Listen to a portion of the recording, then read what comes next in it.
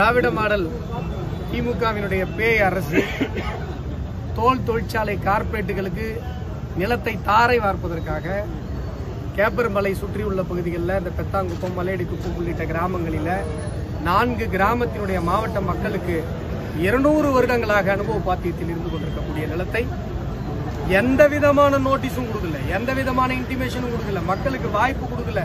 Natural justice சொல்லுவோம் சட்டத்தில், கூப்பிட்டு விளக்கம் கேட்கணும். இந்த நிலத்தை நாங்கள் எடுத்துக்கொள்ளுகிறோம்னு நினைக்கிறோம், உங்களுடைய ஆட்சேபனை இருந்தால் தெரிவிங்கன்னு சொல்லணும். எதுவுமே சொல்லலை. காட்டு மிராண்டி மாதிரி உள்ள பூந்து 30 ஜேசிபி எடுத்துட்டு வந்து 40 ஏக்கர் நிலத்தில் இருந்த முந்திரி மரங்களை இன்றைக்கு அழித்து இந்த திராவிட மாடல் அரசு சூறையாடி இருக்கிறது.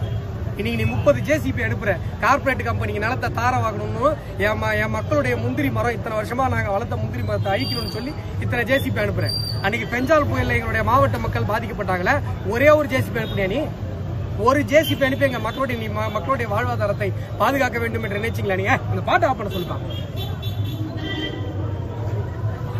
மக்களுடைய வாழ்வாதாரத்தை பாதுகாப்பதற்காக, பெஞ்சால் புயலிலிருந்து எங்களுடைய மக்களை மீட்பதற்காக ஒரு ஜேசிபி அனுப்புவதற்கு மனசு இல்லாத இந்த திராவிட மாடல் அரசு எங்களுடைய முந்திரி மரங்களை அழிப்பதற்கு இன்றைக்கு 30 ஜேசிபி அனுப்புதுன்னு சொன்னா இவங்க மக்களுக்கு எதிராக எவ்வளவு மோசமான ஒரு பேய் ஆட்சியை இந்த திமுக அரசு நடத்தி கொண்டிருக்கிறது என்பதை நீங்கள் நினைத்து பார்க்க வேண்டும்.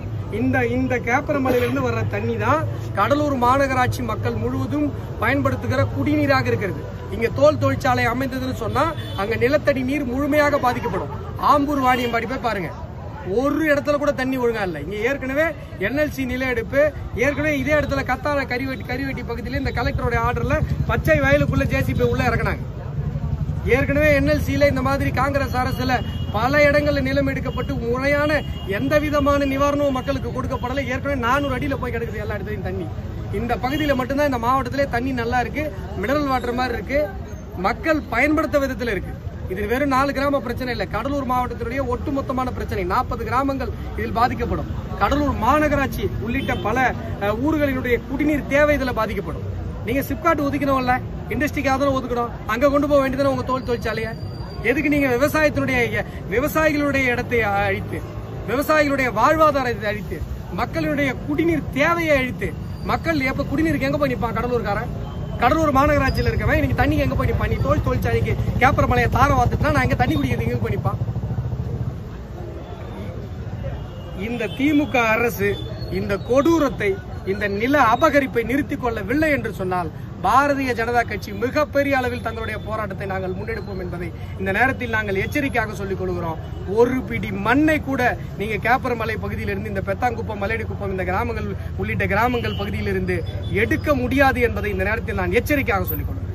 தோல் கம்பெனிக்கு தாரவாக்கிறதுக்காக மலையடிக்குப்பம், பெத்தாங்குப்பம் உள்ளிட்ட 4 கிராமத்தில் 200 வருடங்களாக முந்திரி விவசாயம் செய்து வீடு கட்டி வாழ்ந்து கொண்டிருக்கிற எங்களுடைய மக்களை இந்த திராவிட மாடல் பேய் அரசு எந்த விதமான அறிவிப்பும் கொடுக்காம, எந்த நோட்டீஸும் கொடுக்காம பூந்து பேய் கொள்ளைக்காரன் உள்ளே போடுற மாதிரி உள்ளே பூந்து ஒரே நாளில் 20 ஜேசிபி உள்ளே விட்டு 40 ஏக்கரில் இருக்கிற முந்திரி மரங்களை அழித்து தின்று இருக்கிறது, மொத்தமாக சூறையாடி இருக்கிறது.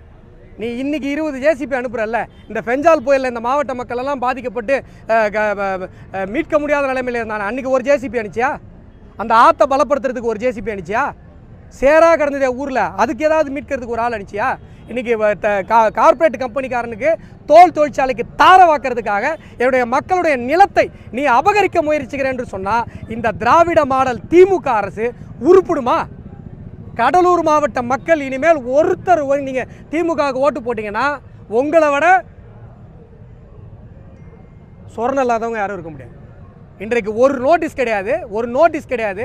இன்றைக்கி நான் ஒரு கல்யாணத்துக்கு வந்துட்டு அடுத்து அங்கே நான் பெத்தாங்குப்பத்துக்கு போகணுன்னு நினைக்கிறேன், மலையடிக்குப்பத்துக்கு போகணுன்னு நினைக்கிறேன். காவல் நிலையம் ஒட்டமொத்த DSPலேருந்து எல்லாம் இங்கே நிற்கிறாங்க, மண்டப வாசலில் நிற்கிறாங்க, போகக்கூடாது அப்படிங்கிறாங்க. ஏன் போகக்கூடாது? ஒரு இந்திய குடிமகன் எந்த பகுதிக்கு வேணால் போக முடியும், எந்த இடத்துக்கு வேணால் போய் போராட முடியும். என்னுடைய மக்களுக்கு பிரச்சனை இருக்கும்போது நீங்கள் ஏன் தடுக்கிறீங்க? கல்யாண வீட்டு வாசலில் ஏன் நிற்கிறீங்க? சரி, கல்யாண வீட்டுக்கு தான் வந்தீங்க, சாப்பிட்டு போகனாலும் சாப்பிட்டு போக மாட்டாங்க. இல்லை சார் நாங்கள் சாப்பிடக்கூடாதுங்கிறாங்க.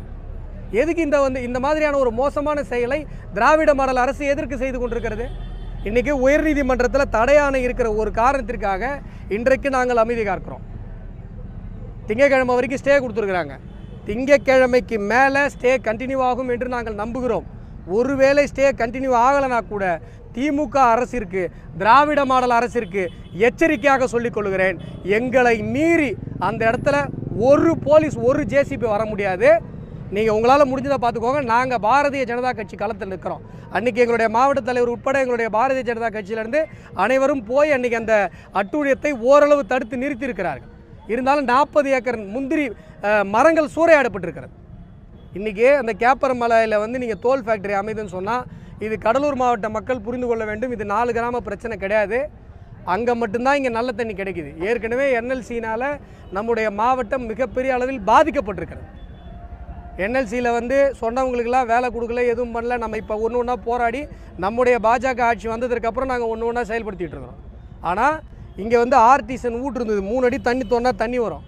இன்றைக்கி எந்த இடத்துலையும் 200 அடி 300 அடிக்கு மேலே தண்ணி கிடைக்கல. இங்கே கேப்பரமலையில் மட்டும்தான் மினரல் வாட்டர் மாதிரி நல்ல தண்ணி கிடைக்குது. கேப்பரமலையிலேருந்து தான் கடலூர் மாநகரம் முழுசுக்கும் தண்ணி வருது. ஆக இந்த இடத்துல தொழிற்சாலை வந்ததுன்னா ஆம்பூர் மாதிரி ஆகிடும், வாணியம்பாடி மாதிரி ஆகிடும். தண்ணி வந்து வாயில் வைக்க முடியாது, கெமிக்கல் கலந்துரும். இங்கே மிகப்பெரிய அளவில் வாழ்வாதாரம் பாதிக்கப்படும். நாட்டில் எவ்வளோ நல்லா இருக்குது, சிப்காட் இருக்குது. சிப்காட் வந்து தொழிற்சாலைகள் அமைப்பதற்காக தான் இந்த கடலூர் பகுதியில் அமைச்சாங்க. அங்கே கொண்டு போங்க உங்கள் தோல் தொழிற்சாலையை. முந்திரி விவசாயத்தை அழிச்சிட்டு, முந்திரி மரங்களை அழிச்சிட்டு தான் நீங்கள் தொழிற்சாலையை கொண்டு வரணுமா? எங்களுடைய வாழ்வாதாரத்தை அழித்து விட்டு, எங்களுடைய குடிநீரை அழித்து விட்டு தான் அந்த தொழிற்சாலை அந்த முதலாளி காலில் கொண்டு போய் நீங்கள் கொட்டணுமா? உயிரே போனாலும் சரி பாஜக களத்தில் நிற்கும். இங்கே ஒரு ஏக்கர் இல்லை, ஒரு புடி மண்ணை கூட இந்த திமுக திராவிட மாடல் அரசு இந்த இடத்திலிருந்து உங்களுடைய தொழிற்சாலைக்காக எடுக்க முடியாது என்பதை இந்த நேரத்தில் நான் எச்சரிக்கையாக சொல்லிக்கொள்வேன். भारत माता की